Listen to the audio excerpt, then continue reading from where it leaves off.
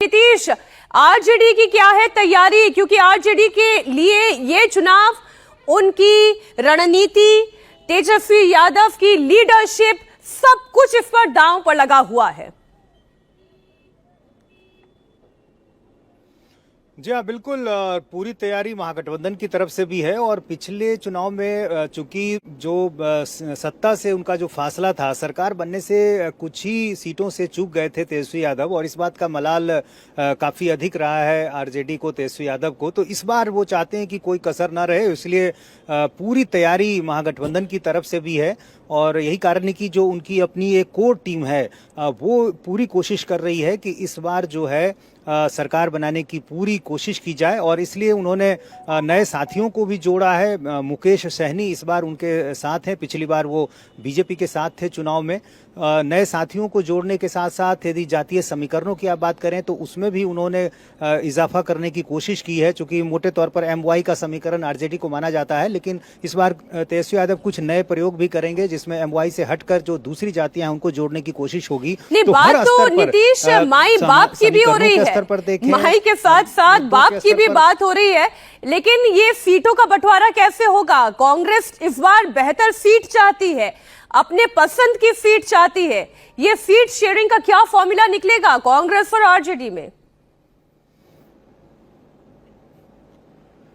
जी हाँ, सीटों को लेकर उनकी बातचीत जो है लगभग अब पूरी हो चुकी है। ये तय है कि पिछली बार 70 सीटें कांग्रेस को मिली थी, इस बार उतनी नहीं मिलेंगी, इस बार उससे कम सीटें मिलेंगी। लेकिन हाँ, कांग्रेस की ये कोशिश है कि पिछली बार सिर्फ जिस तरह की सीटें उनको दे दी गई थी वैसी सीटें इस बार वो नहीं लेंगे। उन्हें जीतने वाली सीटें चाहिए, ऐसी सीटें चाहिए जहां पर इस बात की संभावना है कि वहां अच्छा प्रदर्शन किया जा सकता है। या फिर पिछले चुनाव में जहां कांग्रेस दूसरे नंबर पर रही थी, सीटों का जो मार्जिन था कम है, उन सब सीटों को ध्यान में रखकर बातचीत हुई है। और ये माना जा रहा है कि करीब 55 से 56 सीटों के आसपास कांग्रेस को दी जा सकती है। चलिए इसको थोड़ा सा और प्रिसाइज होकर पूछ लेती हूँ। नीतीश, ये बताएं कि मुस्लिम डोमिनेंट सीट क्या कांग्रेस चाहती है कि वो लड़े?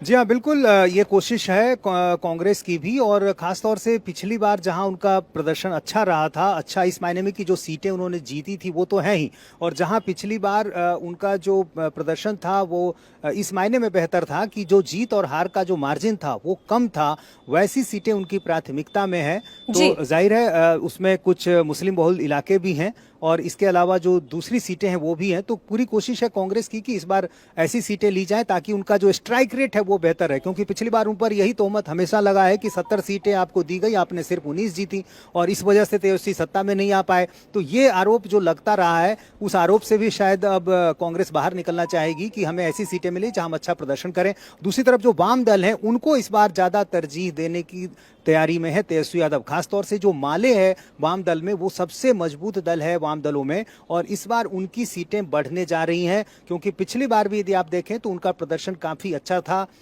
19 सीटें जो हैं मिली थी माले को, और उसमें से 12 सीटें माले जीती थी। तो स्ट्राइक रेट के लिहाज से देखें तो माले का प्रदर्शन काफी अच्छा है।